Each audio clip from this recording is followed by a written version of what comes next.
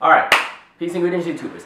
So, the BET Awards 2017. Let me just start off by saying, you know, this year was kind of interesting because, one, this is the first BET Awards without Stephen Hill as the person in charge. And so, there were some things, like, I feel like BET, I might want to call Stephen and apologize and just tell him, ask him, can he come back and give him a bonus or something, because clearly he might need to make a return.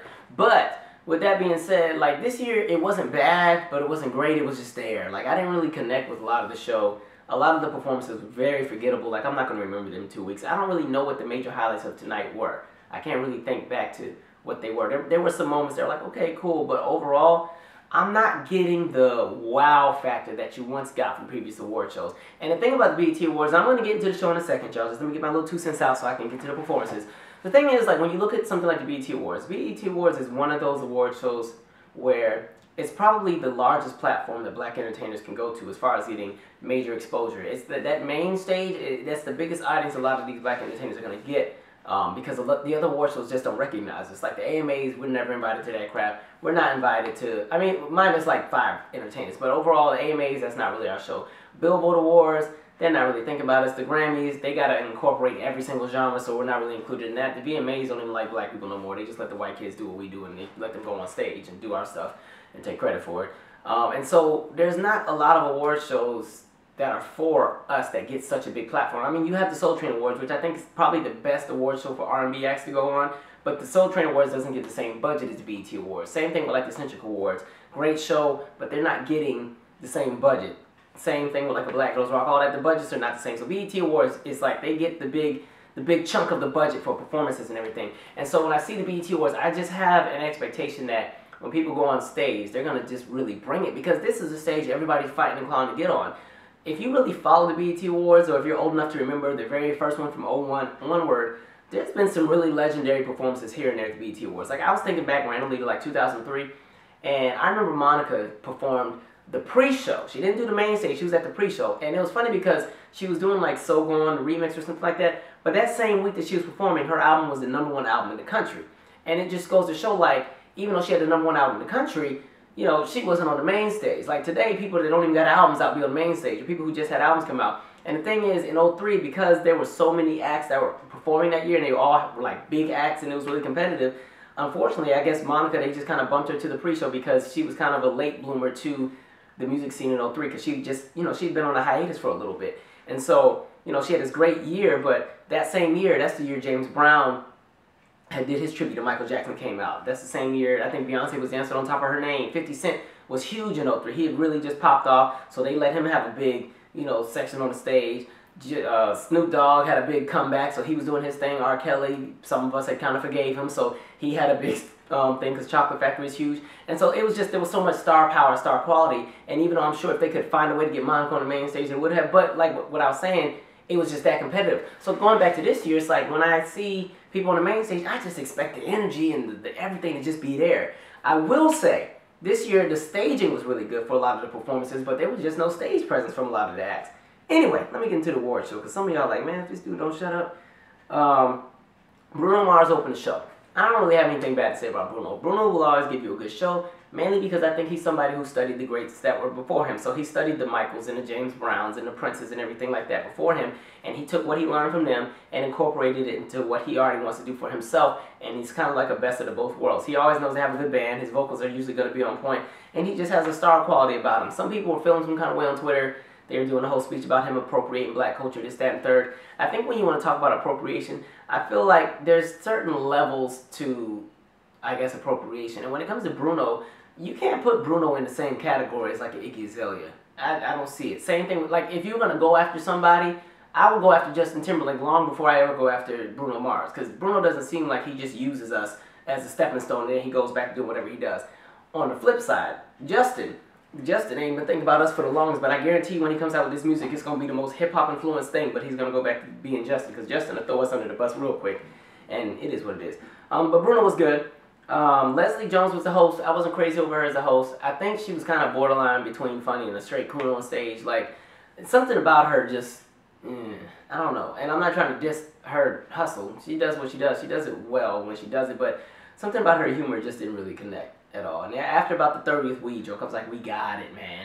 I think the one thing she did do that made me laugh was at the end during DJ Khaled's performance when she came out on like the boat and was like, oh, you know, let me on the ship too. I thought that was funny, but overall, yeah. But they kind of dropped the ball a lot of times with the host anyway. I saw a lot of people on Twitter saying they want Monique back. And some people even said Will and Jada, if they could get Will and Jada from when they did it in '05. I prefer Monique because I thought it was funny when Monique would do the little dances and everything like that. And Monique is like real, you know, uplifting and supportive. So it is what it is. I just felt like Leslie Jones, she pretty much clung on to every generalization and stereotype about us, and she used that as the basis for all of the jokes. You know, there's nothing bad with a little bit of stereotypes here and there, but when it's your entire set, I'm like, dang, okay, that's what we're doing tonight. Anyway, French Montana performed. I'm going to say, like I said again, tonight was a night of great staging and lackluster presence. Like, it's kind of like with Aretha Franklin when they were asking about all the different female entertainers and they asked her about Taylor Swift and she didn't know what to say about it, so she was like, oh, gowns, beautiful gowns. That's how I felt about tonight. Just, somebody's like, French Montana, beautiful stage, just beautiful stage. I like the dancers were good. I noticed he had the dancers that were from Ghana. I said, oh, you talked all that trash about black women and black people and everything like that not too long ago. Now that you done got cooked a bit, you was like, let me go to the motherland and get some people. Now, I know he's from Morocco and everything, so don't y'all start trying to come in the comment section trying to fight. I'm just saying, he had his 2 cents to say about dark-skinned women, but I noticed that all the dancers on there were my complexion and darker. I said, good PR move. I ain't mad at you. Respect the hustle. But his performance, the Sway Lee guy had more energy than French, so, but whatever. Migos, I think, had an okay performance, but again, beautiful staging. They got hyped towards the end. I appreciated the end. By the time they finally got the Bad and Bougie, I was like, okay, finally we're waking up. Post Malone was in the beginning half of the performance. I forgot about him, but he don't ever be looking like he takes a shower, so I think I was cleaning the kitchen or something while he was performing anyway. Like, I'm sorry, I understand that people like you in hip-hop, but you come to our awards, so I'm going to need you to be presentable. Don't just be coming to our stuff looking like anything, all right? Because when it comes to us and when we go to the Grammys, they want us to be the say-all, be-all, but y'all just be coming to our stuff looking like anything. I don't appreciate that. Trey Songz performed. It was all right. He's had better performances, but I think he's dealing with some other stuff personally, and I just think he wasn't really feeling this award show tonight anyway. It just seemed like he wasn't really connected.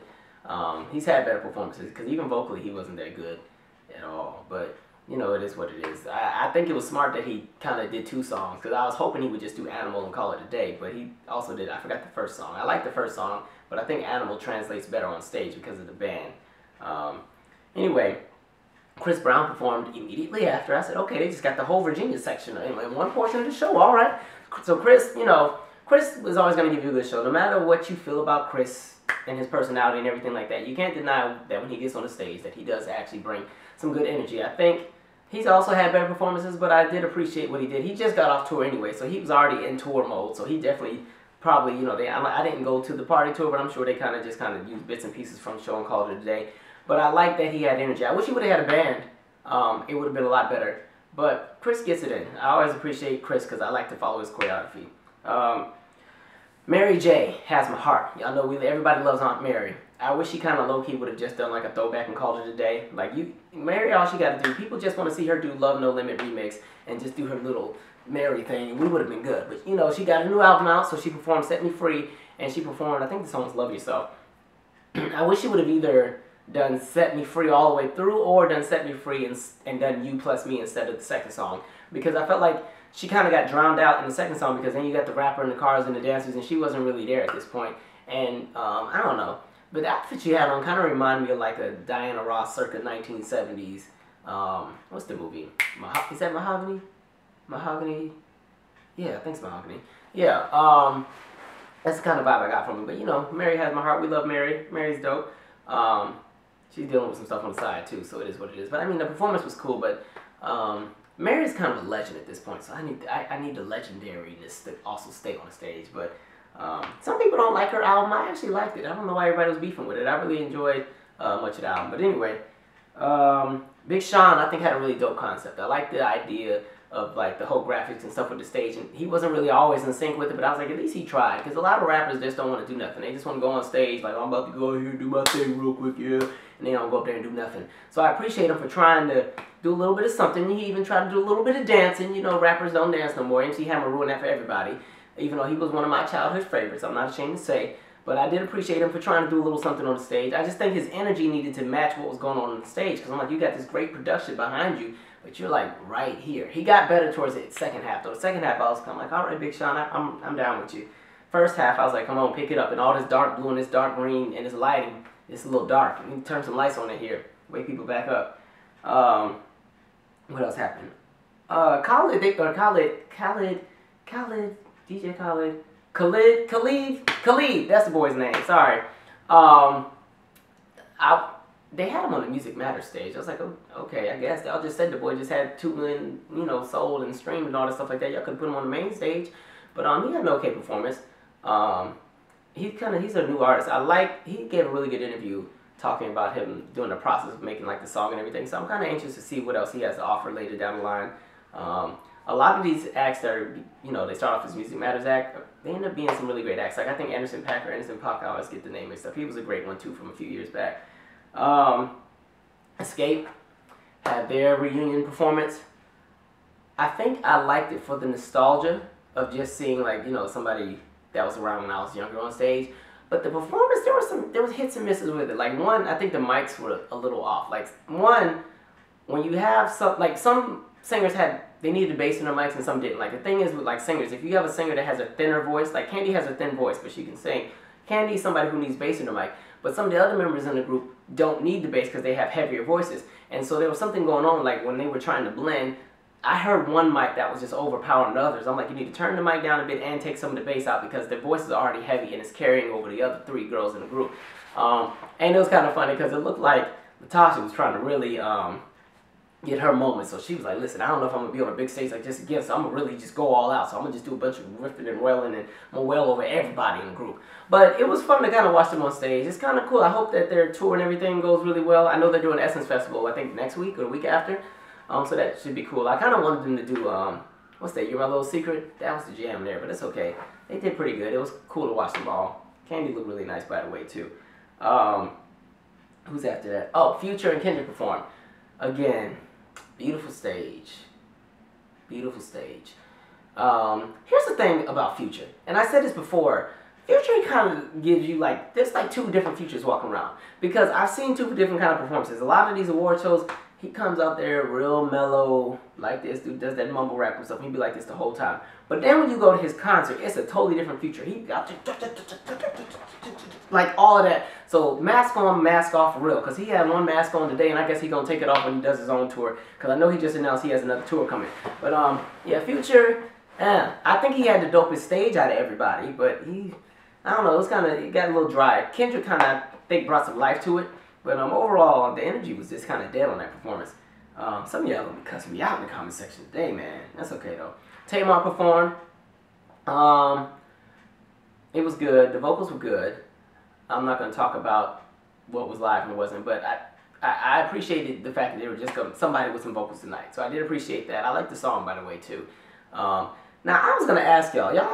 I don't remember her having 5 albums. I thought this one would have been the 4th one. I know she had one that came out in like 2000, and then she had Love and War, and then she had the one that came out in 2015, and I thought the one that's coming out now would be the 4th. If there's a 5th one, someone in the comment section let me know what the 5th one would be. But they said that this was her 5th one. I don't know about that. I don't know. Somebody look it up. Maxwell performed. He had a really great visual on the stage, too. He gave an okay vocal. He actually gave a pretty decent performance. I'm not crazy over that song. Actually, that album as a whole was a little bit different for Maxwell. If you've listened to that album, it's not a bad album. It's just real different from what he's done in the past. There's a lot of up tempos, but a lot of them are just, I don't know. I think 1990X was his best song off that album. I wish he would have just performed that, but this is the current single he's pushing. So, but I like that the staging kind of matched what was going on in the music video. So that was dope. Chance the Rapper, I appreciate that entire segment they gave him. Some people were like, he's too young to get this. Something. But the thing about it is you gotta support people while they're in the process of doing things. And even though Chance is just kind of getting his feet wet as far as the humanitarian work, the fact that he's even going out and about doing that, I feel like is commendable. Yes, there's other people who have done more for the community because they've been in it for 10 and 15 and 20 and 30 years, and those people should get just as many accolades as well. But in this day and age where the imaging is being put out there that not enough of us are doing anything in the community, which is not true. It's just the media puts it out like that. I'm glad that they highlighted that entire portion. I also said kudos to him for not being afraid to say his 2 cents about, you know, the school board and this, that, and the third. And I was like, okay, Chance, you about it. So I appreciate that whole Chance segment. He's very humble too, so cool person. He gives a really, really good show too. Really good concert. And then, okay, I was like, okay, kudos to the portion where they were trying to pay homage to people who died. And hell, they even included George Michael in that. So white people who always got something to say, talking about the BET Awards, the anti-white, there's your BET Award right there. They had a big old George Michael montage right there. But I was like, yeah, people just petty anyway, because they act like there haven't been like almost 15 BET Award winners and nominees who were not black or whatever. Anyway, but yeah, they got El DeBarge. I don't know where he came from, but they found him from somewhere, some back alley, and they had him do a part of it. And they had the Roman Arthur guy. He's a part of that whole Janelle Monáe, I'm thinking of Lecrae. Janelle Monáe and Jesus. I'm sorry, y'all. It's like 12:30. I need to go to bed. Janelle Monáe and Jadena, that whole crew. He's in there with all of them. I forgot what their group is called, but they had a really cool little EP that came out maybe a year and a half ago, and he has that other song, the little I know, that song. That's who that guy is that had the guitar. Anyway, let me wrap this thing up. The New Edition portion, it's pretty cool. Luke James definitely needs a better team, because I definitely think Luke James should be bigger than what he is. He's definitely been on his grind since at least 2011, 2012, really pushing it, because I think he came out with I Want You in 2012. But I thought after the New Edition movie he would have dropped a single or something, because there was a lot of buzz around him and he didn't. So I'm hoping, since he gave a really good performance tonight with his New Edition portion, hopefully he has something coming out. He has this really great voice, but I don't know what's going on with him. He's definitely somebody who I think he has a really great star quality about him, and he has really great vocals. So people on Luke James' team, y'all do something. What y'all doing, man? But the New Edition portion was good. I like that they had everybody from the movie. They incorporated the younger kids to do the portions where, you know, they were singing those early New Edition songs. Because, you know, let's be honest, sometimes, like when you watch like the Jacksons or New Edition or some of these groups perform songs from when they were kids, it's so funny because they have to rearrange the whole song, first of all, because one, none of these grown men can go back and hit them squealy notes because their voices have dropped. So it's good that they had the kids do it this time, because the kids can still hit the notes. And yeah, so that was good. I kind of wanted them to do Can You Stand the Rain, but they actually let the real group do it. Because to be honest, the movie version of Can You Stand the Rain was so good, I almost like it more than the original. Almost. But they had actual New Edition do it. And then New Edition performed. It was cool. Bobby seems like his voice is getting a little bit better. If you remember, if you've been following him, his voice started to like just disappear. It's like he had no lungs. But he lost a lot of weight and everything lately. And so his voice was a little bit better. It wasn't great, but he was a little bit better. Now, he tipped out after his number because he was like, I'm not even about to try to do this choreography on No If It Isn't Love. Plus, I wasn't on this song anyway, so I'm out. But New Edition had a pretty cool performance. And then they brought everybody else, so that was kind of dope. I appreciated the visual. All the white looked really good. Ralph Tresvant was kind of giving me a little bit of Casey from Jodeci. A little bit. He was giving me that vibe a little bit. It was like Uncle Casey. That's what Ralph was kind of giving a bit. But yeah, I appreciated them. It's cool that they got their just due. This was a good year for them. That movie was really excellent and did bring a lot of attention to their career. Like, I work with kids, and it's funny because my kids are always talking about New Edition. They also talk about TLC a lot because they remember the TLC movie as well. So these biopics are really a great way to introduce new generations into what happened with the past. Because that's how I learned about Jackson 5. Was like Jackson 5 American Dream back in like '92. Oh, and then I messed this girl's name too. SZA, whatever. Either way, the funniest thing, I don't know if you ever seen this, somebody had a Vine clip or a Twitter post, and it was funny because they're like, yo, I really thought this girl's name was like SZA. And they're like, no, it's really, you know, there's this Vine clip where there's this girl in the grocery store and they got like the fake mouse on the soda can, and when she walks past it, she's like, SZA. And so somebody was like, yo, her name is really SZA. I was like, okay, y'all had jokes. I forgot who tweeted that, but whoever tweeted that was hilarious. I felt bad that they jacked up her performance. That was messed up, but it is what it is. Things happen. I think she still gave a good performance. Her album is really good, by the way. I'm anxious to see how much further she's going to keep going. She's been coming out with some really great music for the last few years, and so it's good that she's getting her just due right now. People are starting to recognize her. I'm sure Twitter is going to be a mess right now with the whole Remy and Nicki thing going, and so that's that. And then the last performance was DJ Khaled and Chance the Rapper and Quavo and Wayne and all them. And again, beautiful stage, beautiful stage. They had more energy though, but at this point we were tired. It was like 12 o'clock. Like, how long is the show gonna be? They'd be holding you hostage at the BET Awards for real. But overall, pretty decent show. But it is what it is. They've had better ones, but they've also had worse ones. So this is one that's kind of just right in the middle. Anyway, share your thoughts, your 2 cents. What were your highlights? What were your favorites? What didn't you like? Are you pissed off about Remy or Nicki or whatever? Or are you pissed off that Kendrick won over Chance? However y'all feel, whatever you want to talk about, put it in the comment section. Anyway.